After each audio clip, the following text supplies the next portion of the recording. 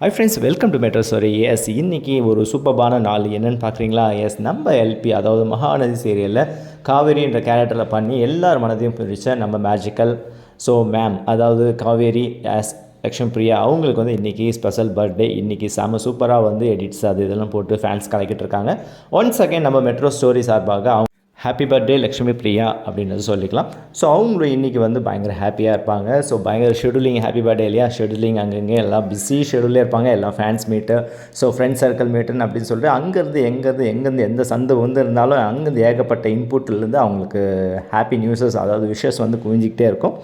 S, ரொம்ப பயங்கர பிஸியாக இருப்பாங்கன்னு நினைக்கிறேன். இன்றைக்கி அவங்கள பிடிக்கிறது ரொம்ப கஷ்டம் தான். அவங்க சைட்லேருந்து எதனா அப்டேட் வரதும் கொஞ்சம் டஃப்பு தான். பார்ப்போங்க, இதெல்லாம் பர்த்டே ஃபினிஷ் ஆனால் தான் அதுக்கப்புறம் வரும்.